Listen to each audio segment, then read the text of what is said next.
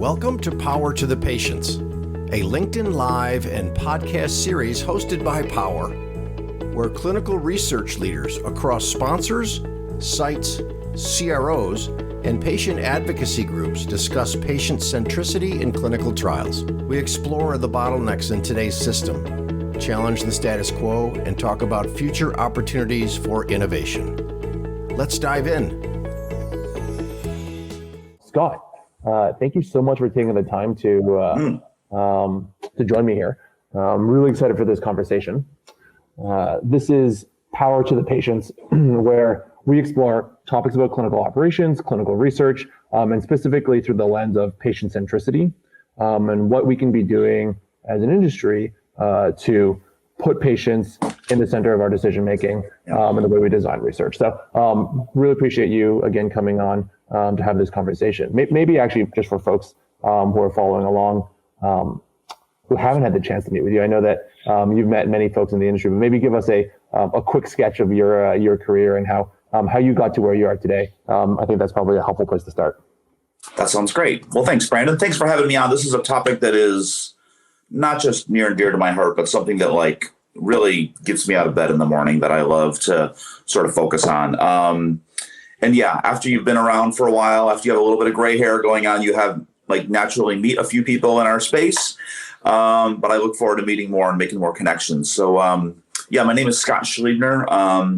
I've spent, I've been in the clinical development space for almost 30 years, focusing on patient engagement, patient-focused approaches, how to make clinical trials more accessible and less burdensome for patients and families. I wear a few different hats. I serve as strategic advisor for several different tech and patient recruitment startup firms in the clinical development space. And then I have my own little consulting firm called Rare Clinical, and love patient-focused approaches. I think we have some great progress that we're making in our industry, but as you know, Brandon, there is a long, long way to go. So there's so much more we can do. Sure, yeah. And actually, I saw the update on LinkedIn recently about Rare Clinical. Maybe just talk a little bit about that and what's next for Scott.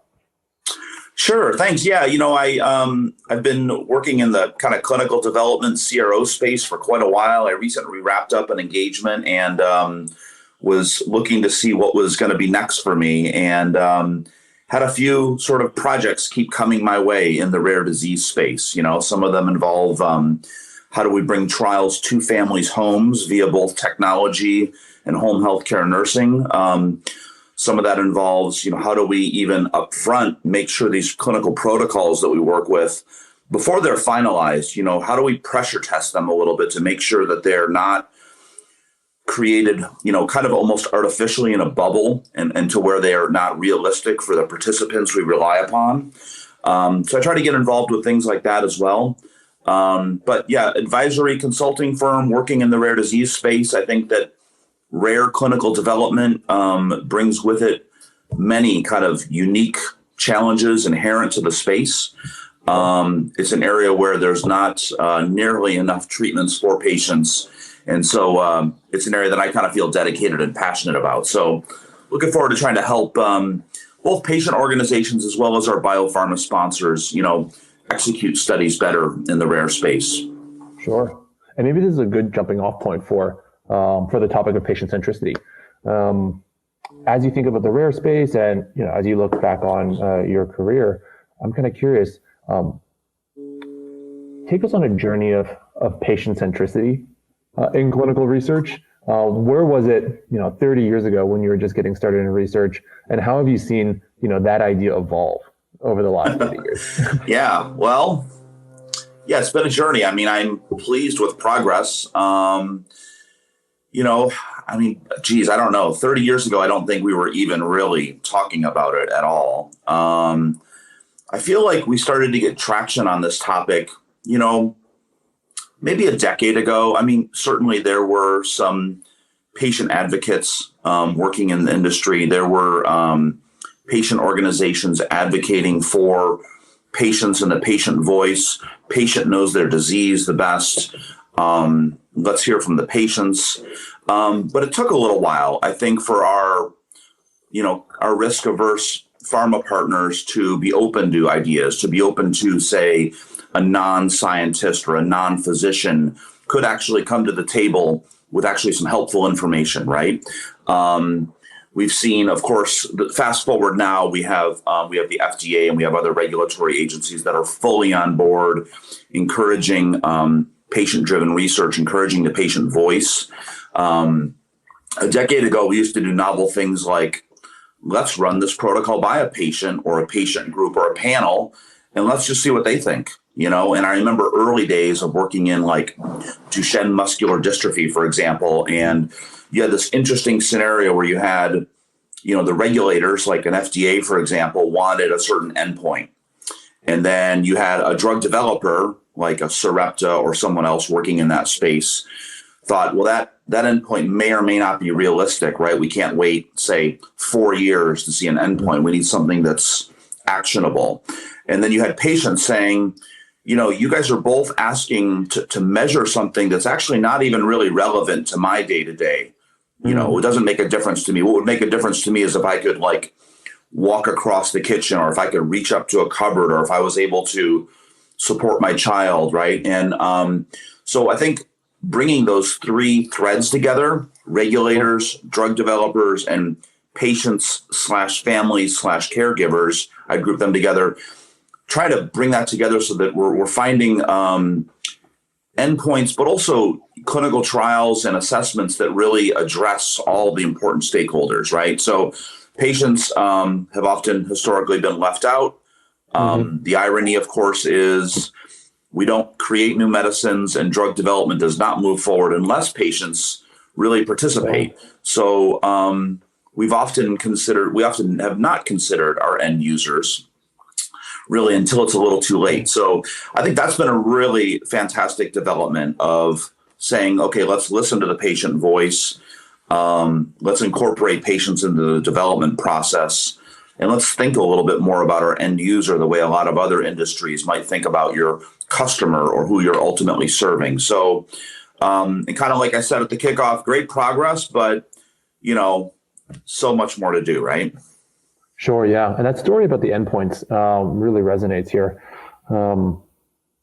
If we were to back up and give, the industry broadly a score, a letter grade, as if we were back in school again, like on this idea of patient centricity, where do you think we are today?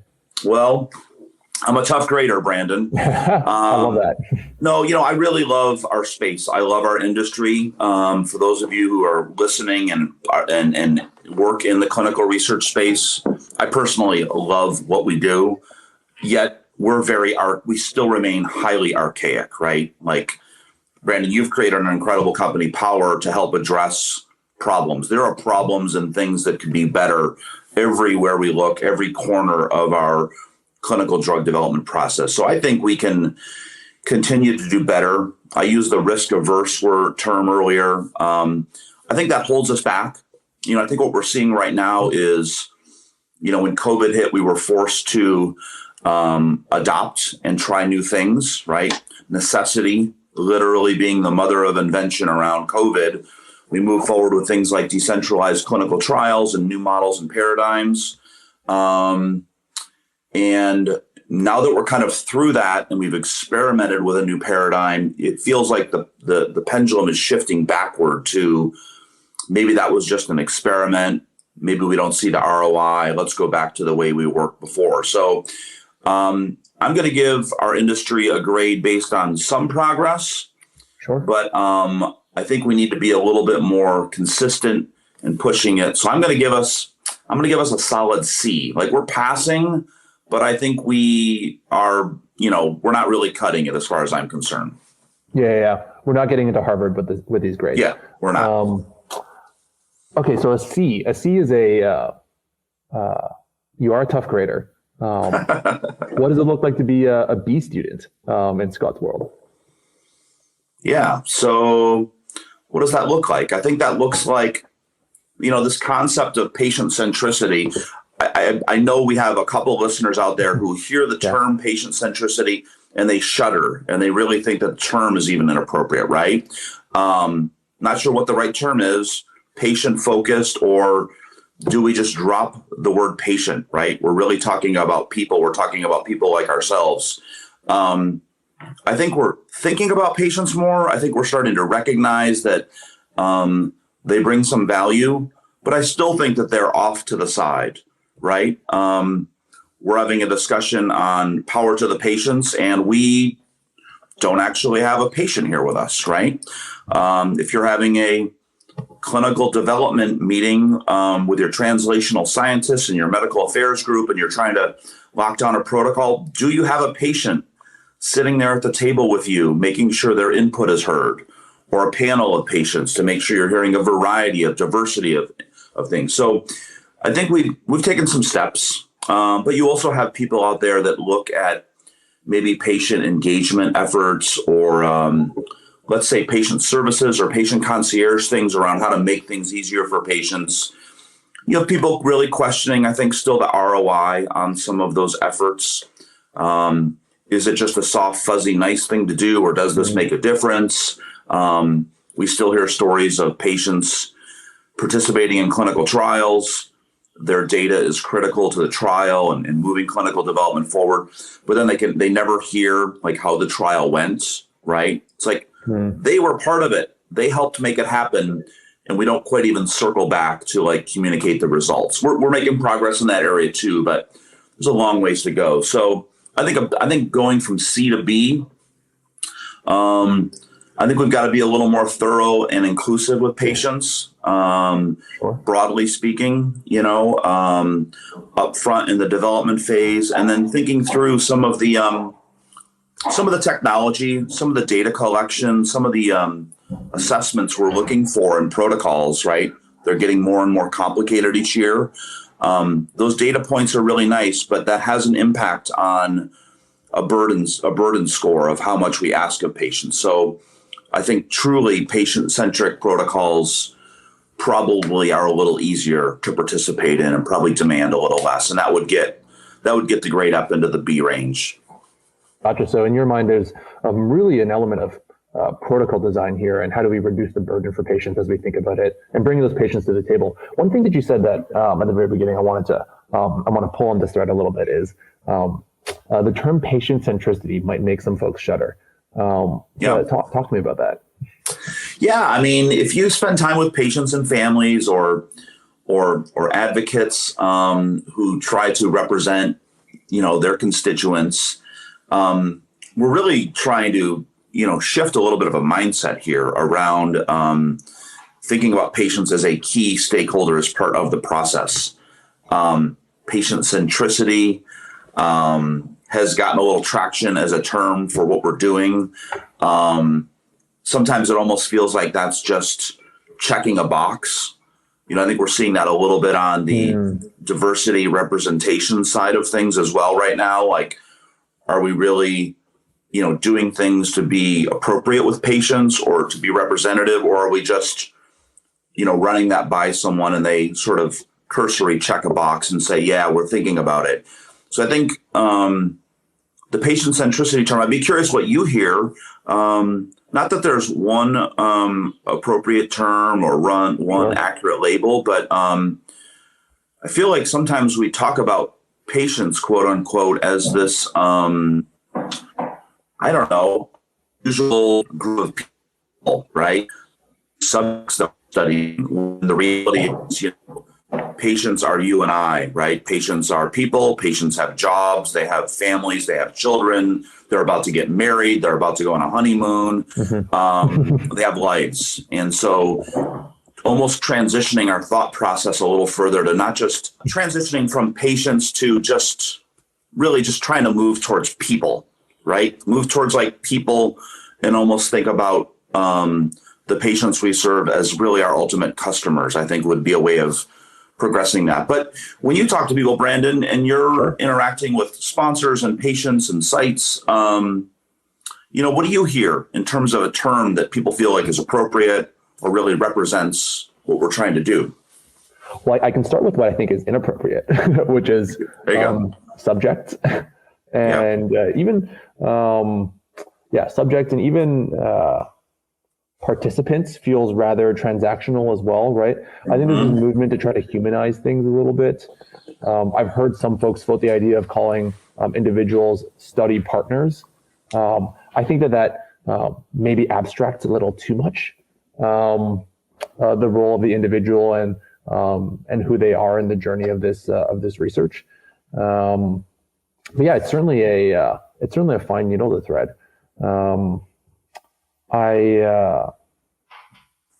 I can speak, I think, in terms of our ethos at Power a little bit, which is that in our mind, we've really started with patients as the primary customer of our platform, right? In our minds, if we build something that's incredible for patients, we build the best product for patients to learn about clinical research as an option, and we become the go-to destination for those patients because we've built that trust and we're building a product that they want to use and truly helps them in their journey, then we can have impact across the research landscape and for our sites and sponsors as secondary and tertiary customers or users of our platform. But in our mind, it all starts with building a platform for the patients. Hence the kind of ethos around the branding, the messaging, and the focus that we talk about here. That's great. It's great because I realize patients are often not, technically your client in this scenario, right? Sure. Work's being done for a biopharma client. How do you balance? Something I find is interesting is we end up in this patient recruitment really sort of bottleneck of a world, right? Where the majority of trials are now behind schedule. Each year we put out more clinical studies that require more patients, and we're noticing that these studies become more and more complex, i.e. more hard, challenging, and burdensome for patients. We have people out there, I think, that are really doing the right thing in terms of thinking about long-term patient engagement, building relationships, building trust, educating, learning, two-way street. And then we also have a lot of scenarios that I'm sure you get your phone rings and it's like, hey, Brandon, we need 30 bodies for a trial, right? How do you balance this need of creating authentic long-term relationships, two-way streets with this more transactional need that comes up, I'm sure, around, that's great, we just need to recruit patients tomorrow. Can we just get people? How does that enter into the Power world? Yeah, it's a really great question. And the way that we approach it is from an ecosystem design standpoint. So if you think of our platform as kind of this Airbnb-like platform where people get on board and can kind of meet with each other and connect with each other on the platform, we need to design it in a way that that serves each person on the platform in the way that they need to be served, right? So we have one half of the platform, and probably the majority of what people can see of our platform, which is the patient-facing platform, right? That's the view that patients can see. We make that for patients, designed for patients, much in the same way that Airbnb, you go on today and what you see is, the view for travelers. It's all the inventory, it's all the houses, it's all the photos, right? Then there's a completely different side of the platform, which we never see as travelers, which is what do hosts get? How do hosts think about upkeeping their homes and making sure that cleaning is taken care of and logistics and all this kind of good stuff, right? How do they make sure that they can maximize the utilization of their homes? We have a separate side of the platform, which is a different product entirely, really, that's designed for the researcher experience. And how do we help researchers be more efficient in connecting with interested patients and bringing them in to educate them about the study and potentially become participants. So the way that we think about it is, it's not one product for everyone. The product actually has multiple surface areas that help individuals with different needs and different objectives accomplish them. Nice. I love that. That's great. And it's great that you can balance both of those, because the reality is that, we may want to create good long-term relationships that are mutually beneficial for everyone. And then there is a little bit of a transactional piece here as well. So yeah, well, congrats on all the amazing progress you've made. I will say at the end of the day, I believe that there is a component, there is an element from the patient's perspective of wanting to transact as well. I'll reiterate. I think that there is an element from the patient's perspective of wanting to transact as well. They come onto our platform to try to learn about trials. And when we look at our analytics, they're clicking the buttons to try to connect with the researchers. They're trying to transact with those researchers and learn more about the studies. So there's an element where both parties are actually trying to transact today. And it's been far too hard for a long time. And that's the role that we really want to play. There are individuals that want to meet with each other, have a conversation, share information in two directions. And we want to make that way easier. Nice. That's awesome. Taking the, the Airbnb analogy that you have, right? And the hosts and the travelers, I think is really helpful for us to think about a lot of folks who haven't seen your technology and your platform. It's a very simplistic way to sort of, at least for me to think about it. Do you see that extending into analogous ways, like wherein, the hosts, the clinical trials, the sponsors are also, rated based on quality of service, quality of stay, what was communication like? Did we enjoy participating in that Pfizer study? Do you see a world like that where there's a little bit more of a two-way dynamic with feedback and such? Yeah, it's really interesting. And there's a lot of nuance, I think, in the way that would have to happen, right? In this space, very different than travel, where you can like post a review and post like a 5-star rating and like publish that for everybody to see. And for that to be okay, I think that a little bit of like the FDA and IRB kind of guidelines around marketing kind of come into play here in nuanced ways that you don't see in other spaces. I'd be curious to hear, like, this is an interesting idea. Where's it coming from? What would you like to see in the world? Yeah, well, I just feel like, taking that, putting, power to the patients, right? Like putting information in their hands so they have a sense of what's this experience going to be like for me?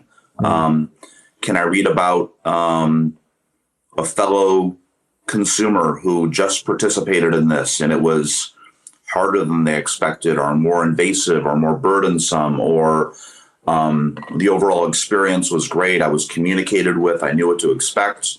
Or is it more like, wow, the consent form was 24 pages and I'm very confused and I didn't realize I had to drive to the site weekly for 48 weeks, or while they stayed in touch with us afterwards and updated us on the results. Like, you could see a spectrum of experiences that could, I'm wondering if there's a way to do that without going down the nuanced path of marketing and IRBs and regulations, but just as someone who participated, not talking about the science or anything,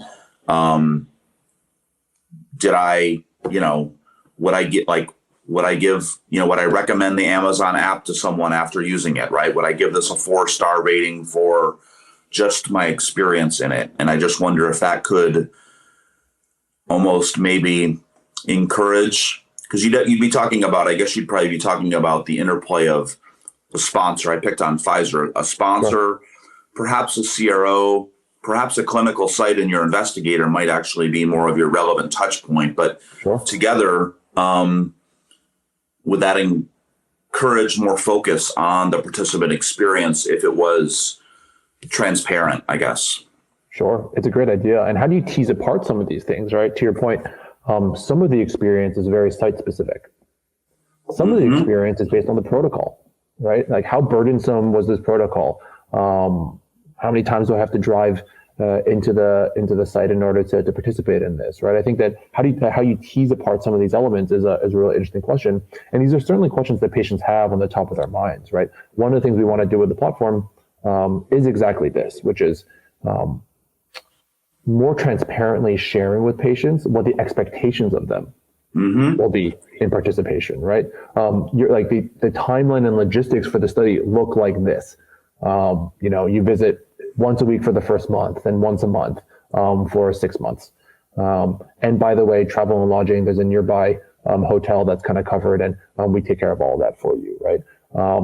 Even just like some of that upfront communication is really hard to understand today, and bring more transparency to that, I think will do a tremendous amount. Absolutely things that we're trying to explore in ways that we communicate with patients. I think there's some ways that you could do that could be really streamlined.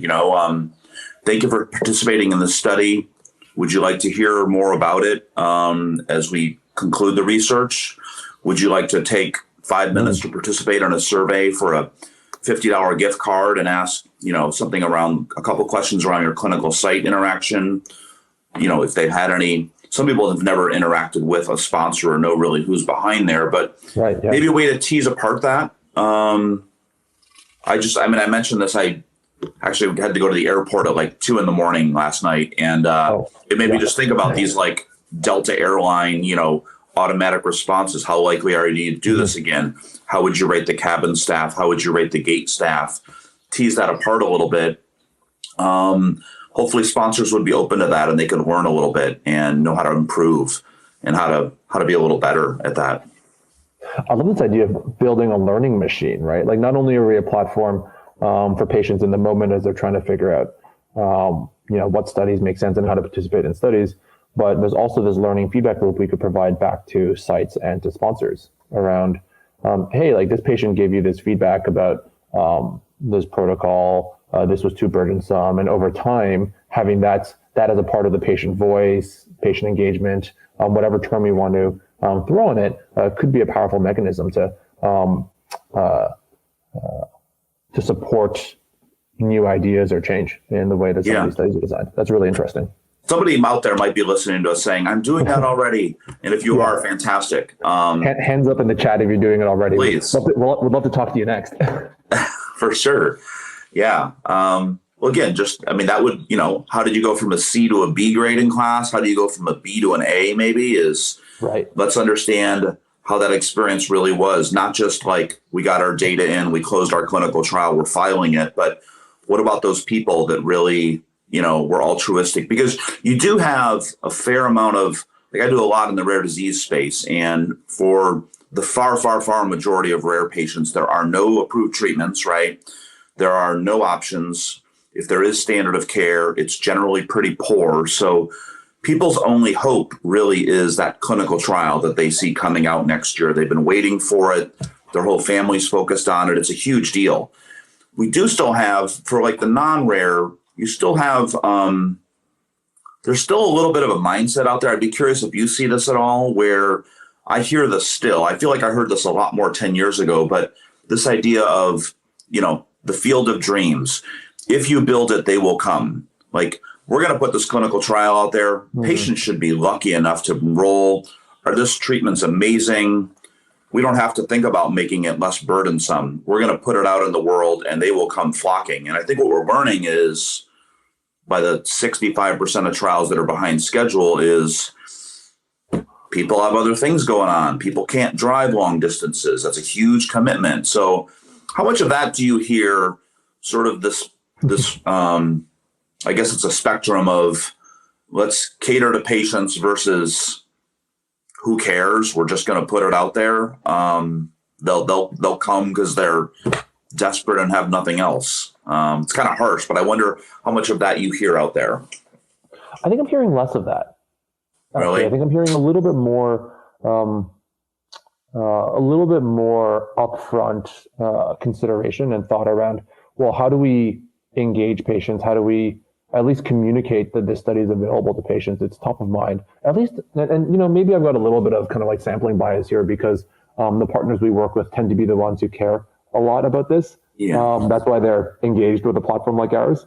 So potentially some sampling bias there, but I'm certainly hearing a lot of, this is a spectrum from, small biotechs over to like top 20 pharma, where we're hearing people who are actively interested in understanding how do they get the message out about their study opportunities, because, everybody can see that research is more competitive. There are options now, plenty of options now for a lot of these patients. So the core question we're hearing is, how do we get in front of patients and properly communicate the merits of this study so they can consider it as one of the key questions today?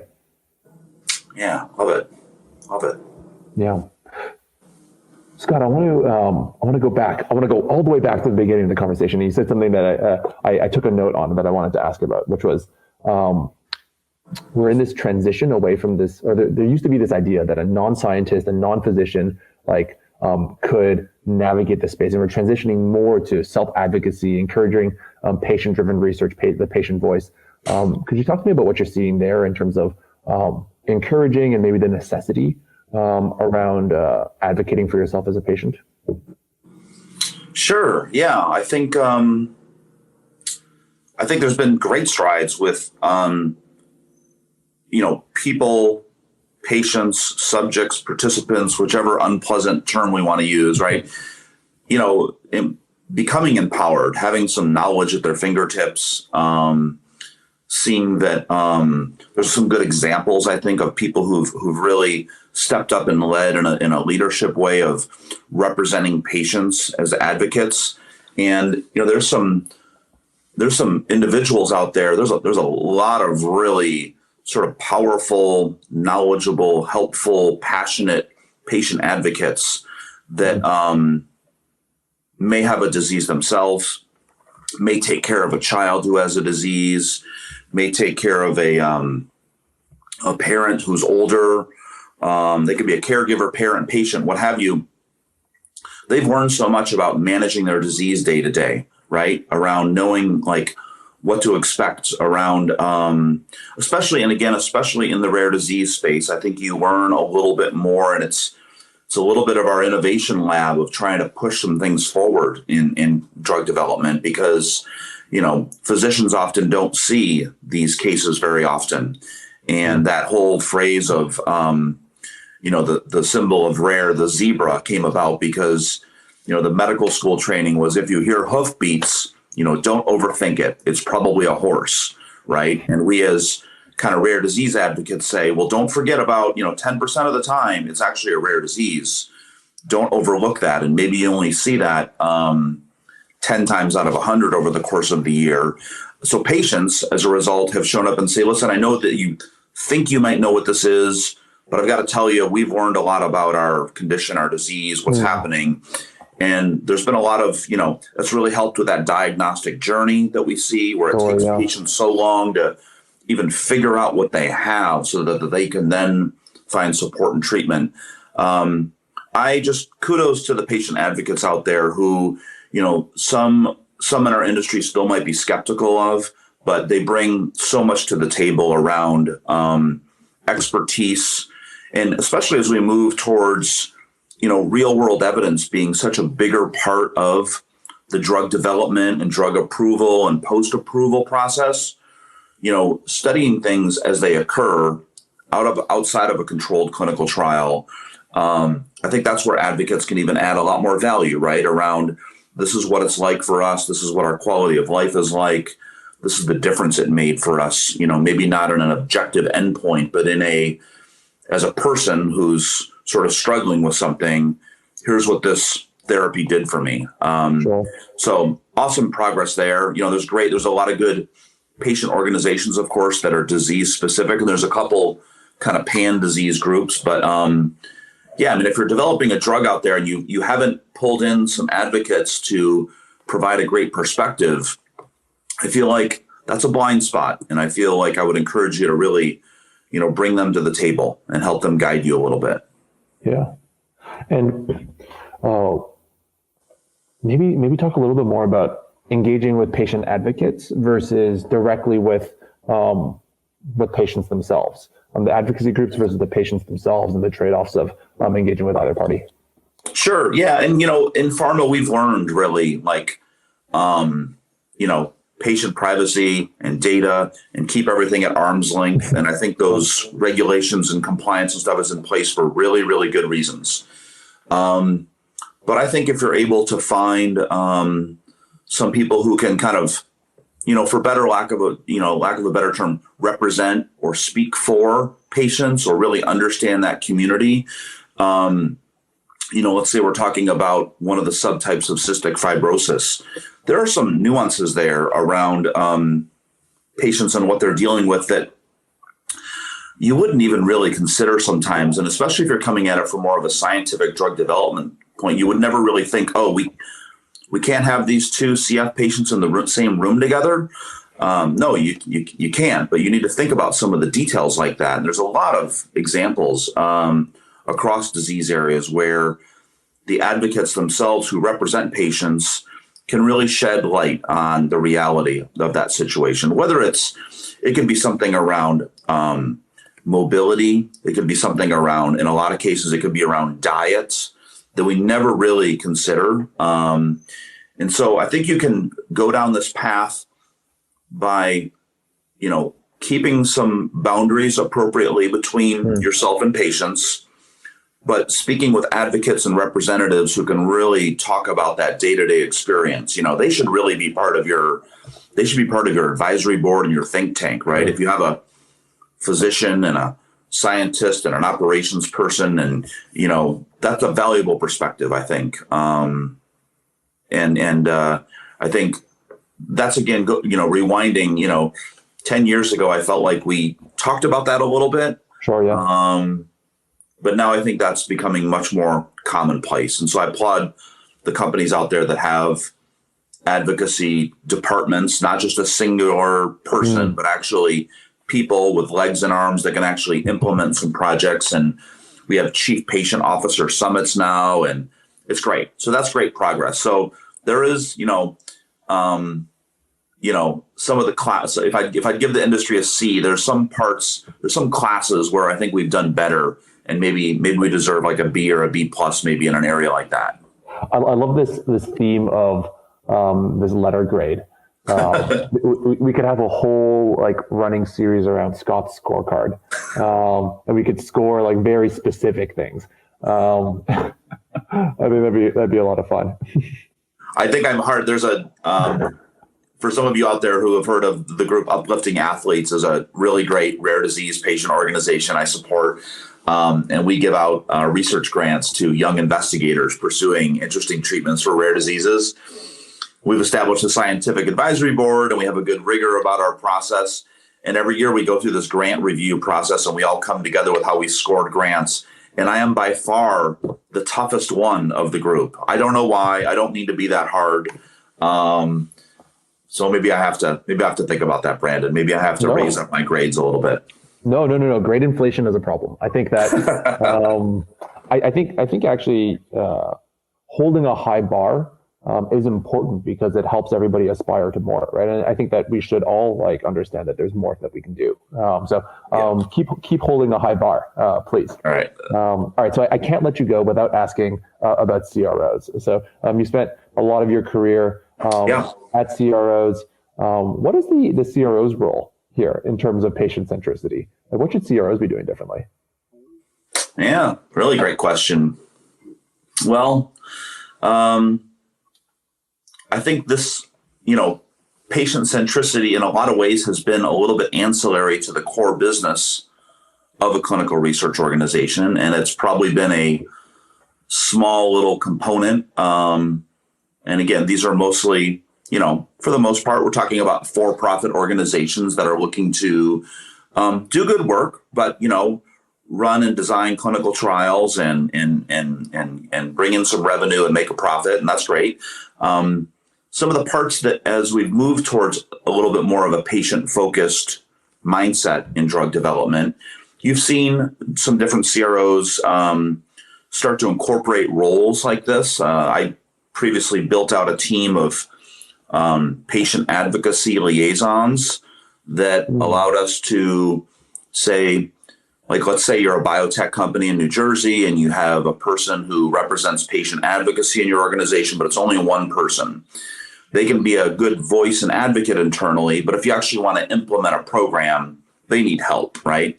So we developed some roles where we could support sponsors with being their legs and arms of interacting with advocacy groups, understanding how to engage them, understanding how to create really long-term relationships, not just writing a check to support their conference once a year, but how do we learn from them? What are they looking for? What can we bring to them and create a good relationship that's collaborative? Not all advocacy groups, of course, are the same. There's a really dramatic spectrum from a mom and pop, 30 people in the world have a disease. They're having a bake sale. They're trying to raise money to, try to get something studied. On the other hand, you have the Cystic Fibrosis Foundation, which, has, well over $1 billion in the bank and funds research, et cetera. So understanding where an advocacy group is really on the spectrum of, maybe how mature they are, or do they have their own registries in place? Do they have fundraising? Are they identifying treatments? Are they connected with researchers? You can support biopharma in that way by helping understand the landscape of the advocacy groups. You might need to go to, if you're an international global study, you may need to find an advocacy group in each of the countries that you're going in, right? So there's a lot to be done in that area, but we've made good progress with understanding how to kind of connect. And I think for the most part, people have good intentions around wanting to create good relationships with groups like that. I still don't think it's really the core business of a CRO, but I think you're seeing more and more of them kind of delve into it. Maybe their clients demand it, or maybe they see that as a differentiator, or, maybe there's something substantive they can bring to the table to complement maybe therapeutic expertise. They can bring patient relationships. But as sometimes the hub of a clinical trial, I find that the CROs, they touch the clinical sites, they touch the sponsor, they touch a lot of the other providers and technology. I've always felt that the CRO space is really the perfect area to push innovation, right? And be the ones of like, here's how we should do it. Here's a new way of doing this better. And then trying to bring everyone on board. So there's been some steps. Obviously, the theme is we've made some progress, but there's more we can do. I think CROs should be the title of this episode. Step up in there. Yeah. Yeah. The title of the episode, Scott's Scorecard. We've made some progress, but there are more work to do. Get back more to work it, to people. do. Yeah, love that. Well, hey, we're brushing up against the end of our time together. I want to ask you maybe a closing question, which is the magic wand question. Internally, we call it that. If you had a magic wand and you could change anything about the way that we plan, conduct, look at research today, what would that be and why? Yeah, well, even though we're talking about patient-focused approaches, how do we engage with patients? How do we include them? I think still to me, I'm bothered by some of the timelines that things take too long, some of the administrative burden you see. You want to open a clinical trial. It takes so long to get contracts, budgets, and IRB approval in place. If I could wave my magic wand, I would wave it and I would say, I know every institution wants their own ethics committee to look at something. I would standardize and unify everything. So we had one ethics board, we had one contract template, and we had one budget template. And there was some sort of feedback mechanism up front to where that kind of somehow worked for everyone. And we could just execute all that electronically in one day and actually initiate a site the next day and enroll a patient in 48 hours. That's what I would do. I'd wave my wand and I would cut through the red tape.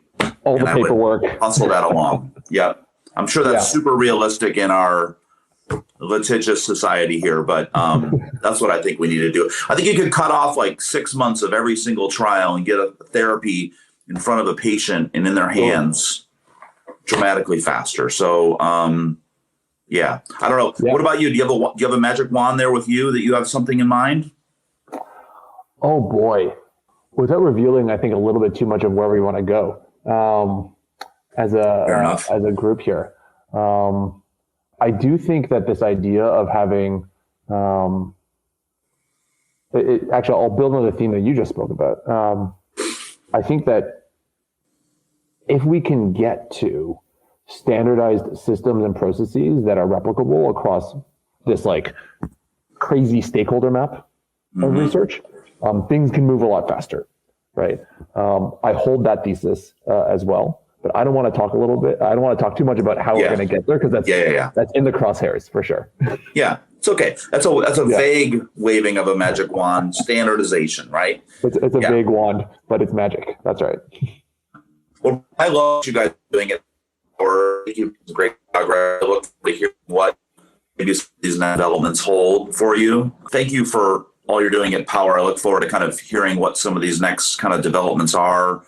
And just thanks for thinking about patients. Yeah, of course, Scott. And thank you for taking the time. I thought this was a really interesting conversation. So thank you for coming on and exploring these topics with me. Super fun. Thank you for tuning in. If you haven't already, please follow Power on LinkedIn, sign up for our live events, and engage with us in the conversation. We hope to have you join us next time on Power to the Patients. Take care.